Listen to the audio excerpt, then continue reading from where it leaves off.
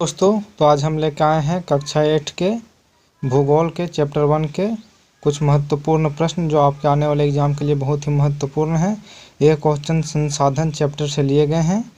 इसमें 15 selected question objective question है जो आपके एग्जाम के व्यू से बहुत ही महत्वपूर्ण है, इसलिए वीडियो को बिल्कुल भी स्किप ना करें और वीडियो को अंत तक ज़रूर देखें। इसमें सारे के सारे क्वेश्चन सेलेक्टेड है, ऑब्जेक्टिव क्वेश्चन है इस भूगोल के संसाधन चैप्टर से। ठीक है, तो चलिए चलते हैं अपने प्रश्नों की ओर। आज का हमारा पहला प्रश्न है, मानव स्वयं में है। तो मानव स्वयं में क्या है? तो मानव स्वयं में एक संसाधन है। याद रखिएगा, मानव स्वयं में एक संसाधन है। हमारा दूसरा प्रश्न है, कौन स्थानिक संसाधन नहीं है? स्थानिक संसाधन कौन नहीं? तो जल। इसका राइट आंसर हो जाएगा जल। चलिए चलते हैं अगले प्रश्न की ओर।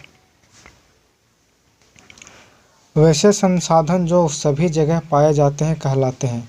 वैसे संसाधन जो सभी जगह पाए जाते हैं वो क्या कहलाते हैं? सर्वव्यापक संसाधन।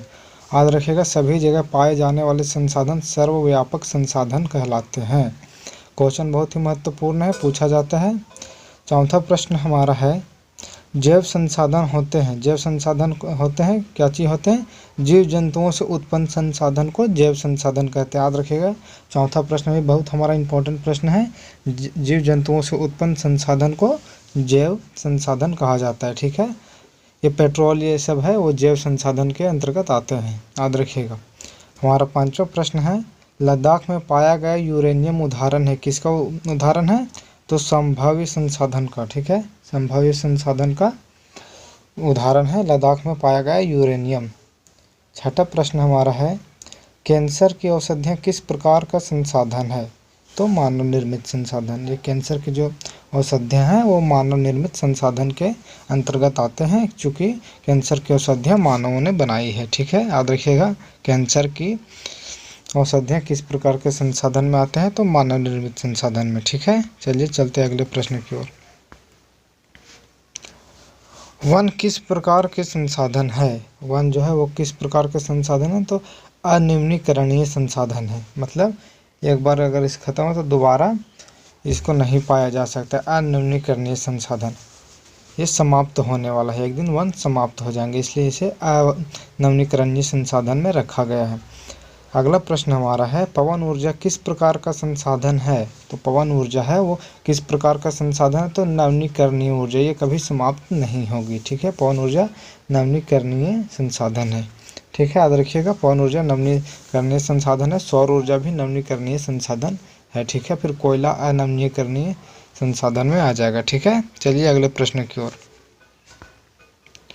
9वां प्रश्न हमारा है, वैसे संसाधन जिनका एक बार उपयोग संभव हो और भंडार सीमित हो कहलाता है। तो नवीनीकरणीय संसाधन कहलाते हैं, अनवीनीकरणीय संसाधन। ठीक है, जिनका एक ही बार उपयोग संभव हो और भंडार सीमित हो, जैसे पेट्रोल हमारा हो गया, गैस हो गया, कोयला हो गया। ठीक है, ये सब अनवीनीकरणीय संसाधन में आते हैं। इनका उपयोग सिर्फ और सिर्फ एक ही बार संभव है और भंडार भी इसके सीमित है। ठीक है, इसलिए ये भविष्य में समाप्त होने की संभावना इनकी बहुत है। ठीक है दोस्तों, तो चलिए अगले प्रश्न की ओर चलते हैं। वैसे संसाधन जिनकी मात्रा ज्ञात हो और वर्तमान में उपयोग किया जा रहा हो कहलाते हैं। क्या कहलाते हैं? तो वानस्पतिक संसाधन। देखिएगा, वनस्पतिक संसाधन कहलाते हैं जिनका मात्रा ज्ञात हो और वर्तमान में उपयोग किया जा रहा हो कहलाते हैं क्या? वास्तविक संसाधन। याद रखिएगा, वास्तविक संसाधन। चलिए अगले प्रश्न की ओर चलते हैं। वैसे संसाधन जिनकी प्रकृति शीघ्रता से नवीकरण कर लेता है कहलाता है नवीनीकरणीय संसाधन। वैसे संसाधन जिनकी प्रकृति शीघ्रता से नवीनीकरण कर लेता है कहलाता है तो नवीनीकरणीय संसाधन। आज का हमारा 12वां प्रश्न है, निश्चित स्थानों पर पाए जाने वाले संसाधन को कहते हैं तो स्थानिक संसाधन। ये क्वेश्चन पहले भी आ चुका है। निश्चित स्थानों पर पाए जाने वाले संसाधन को क्या कहते हैं? स्थानिक संसाधन।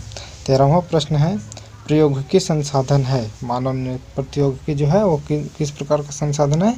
तो मानव निर्मित संसाधन है। याद रखिएगा, मानव निर्मित संसाधन। आज का हमारा प्रश्न है 14वां प्रश्न, अजैव संसाधन कहलाते हैं। क्या चीज़ कहलाते हैं? निर्जीव वस्तुओं से निर्मित को अजैव संसाधन कहते हैं। जो निर्जीव वस्तुओं से बनते हैं उसे अजैव संसाधन कहते हैं। ठीक है, आज का हमारा अंतिम प्रश्न है, सौर ऊर्जा किस प्रकार का संसाधन है? दोस्तों ये हम पहले भी बता चुके हैं, सौर ऊर्जा, पवन ऊर्जा, ये सब जितने वो सारे के सारे नवीकरणीय संसाधन में आते हैं, जिनका कोई भंडारण नहीं हो, जो कोई सीमित नहीं, असीमित हो, अनंत हो, सब नवीकरणीय संसाधन के अंतर्गत आते हैं। अगर वीडियो अच्छा लगे तो वीडियो को लाइक करें, शेयर करें, कमेंट करें और चैनल को सब्सक्राइब जरूर करें। आशा करते हैं कि ये सारे प्रश्न आपके एग्ज़ाम के लिए आपके लिए बहुत ही महत्वपूर्ण होंगे और आपके लिए बहुत ही हेल्पफुल होंगे। ठीक है दोस्तों, तो चलिए मिलते हैं अपने नेक्स्ट क्लास में। तब तक के लिए धन्यवाद।